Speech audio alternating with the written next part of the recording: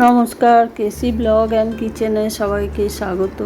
চলুন আজকে নিরামিষ দিনে একটা নিরামিষ রান্না করে দেখাই। সবাই নিজের মতোভাবেই নিজের বানায়। চলুন দেখে নিই মুগ পোস্ত। মুগ পোস্ত সবাই সব রকমভাবেই বানাও, আমি কিভাবে বানাই সেটা চলো দেখে নিই। আর এটা নিরামিষ দিনে তো একটা দুর্দান্ত রান্না, খুবই ভালো লাগে খেতে। এটা বড়ি দিয়ে বানাও, পেঁয়াজ দিয়ে বানাও। চলো আজ মুগের বড়া দিয়ে। চলো দুটো ঝিঙে নিয়েছি, ঝিঙেগুলোকে কেটে নেব, ছোট ছোট করে কেটে নেব। এই ধরনের রান্না যদি নিরামিষ দিনে বানাও, ঘুরি ফিরি বানালে তারপরে এখন বর্ষার সময় নানা রকমভাবে তরকারিরও সেরকম টেস্ট থাকে না, জল জল লাগে তরকারিগুলো। দেখো ঝিঙেগুলো আমি ছোট ছোট করে কেটেছি। কেটে নিয়ে এই যে শিরাগুলো, এইগুলোকে ভালো করে বের করে দিতে হবে। আমি যেভাবে কাটছি সেইভাবেই কেটে নিতে হবে। আর এখনকার ঝিঙে তো খুব নরম থাকে না, ঝিঙের এই শিরাগুলো ভীষণই শক্ত থাকে। যদি ঠিক করে না ছাড়ানো যায় বা এই খোসাগুলো না ভালো করে বাদ দেওয়া যায়, তাহলে কিন্তু ঝিঙেটাও সিদ্ধ হতে সময় লাগবে আর ঝিঙাটা খেতেও বেশি ভালো লাগবে না। সেই জন্য ওই শক্ত যে শিরাটা সেটা কেটে একদমই বাদ দিয়ে দিতে হবে। তারপরে দেখো এরকম করে সবগুলো আমি ছাড়িয়ে নিলাম একটা একটা করে, যতগুলো টুকরো ছিল। তারপরে আমি এরকম লম্বাভাবে কেটে নিলাম। তোমরা ছোট করেও কাটতে পারো, আমি একটু লম্বা করে কাটলাম, কেন কি ঝিঙেটা গলে একদমই ছোট হয়ে যায়। সবগুলো কিন্তু আমি ঝিঙেগুলো আগে ভালো করে ধুয়ে নিয়েছিলাম। তারপরে এইদিকে আমি মুগ ডাল, 1 কাপ মুগ ডাল ভিজিয়ে রেখেছিলাম। মুগ ডাল ভিজিয়ে রাখার 1 ঘন্টা পরে আমি সেটাকে একটা মিক্সির জারে দিয়ে পেস্ট করে নেব। দুটো লঙ্কা দিয়ে আমি এইদিকে পেস্ট করে নিলাম। পেস্ট করে নেবার পরে দেখো একটু নুন দিয়ে দিলাম, নুন দিয়ে একটু কালো জিরে দিয়ে দিলাম। কালো জিরে দিয়ে এটা খুব ভালো করে ফেটিয়ে নিতে হবে, কেন কি এটার মধ্যে কোনো রকম আমি খাবার সোডা বা বেকিং পাউডার দেব না।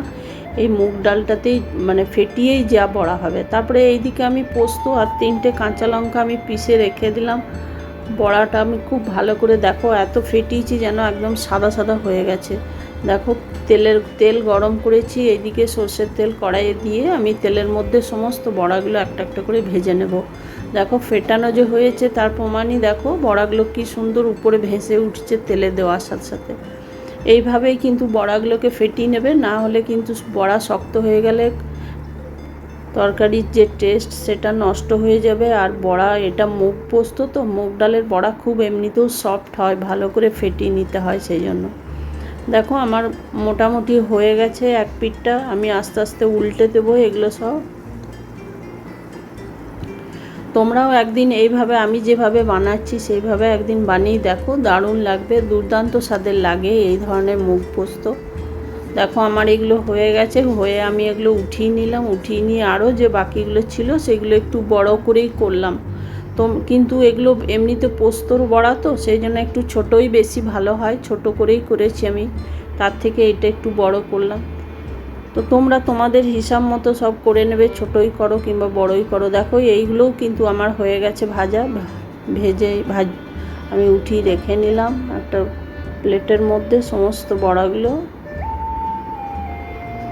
তারপরে যে অতটা তেল আমার লাগবে না, আমি তেলটা উঠিয়ে রেখে দিলাম। তারপরে ওই একটুখানি 2 চামচ তেলের মধ্যে আমি একটু কালো জিরে দিয়ে দিলাম।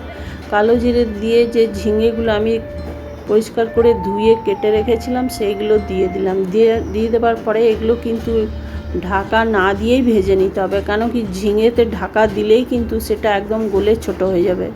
তারপরে দেখো আমি নুন দিয়ে দিলাম, একটু সামান্য 8 চামচ আমি একটু হলুদ দিয়ে দিলাম, কেন কি বড়া দিয়ে করবো তো, সেই জন্য একটু সামান্য হলুদ দিয়ে দিলাম। হলুদ দিয়ে আবার নেড়ে চেড়ে নিলাম। নেড়ে চেড়ে নিয়ে খুব ভালো করে একটু ভেজে নিতে হবে।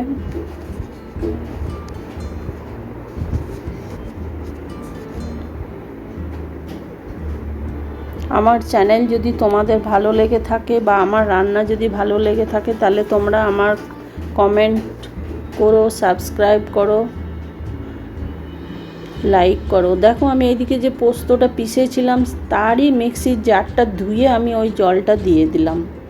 এখন আমি পোস্তটা দেবো না, কেন কি পোস্তটা দিলে পোস্তটা ফেটে ফাটা ফাটা হয়ে যাবে আর ছানার মতো হয়ে যায়, সেই জন্য ওইটা আমার ভালো লাগে না।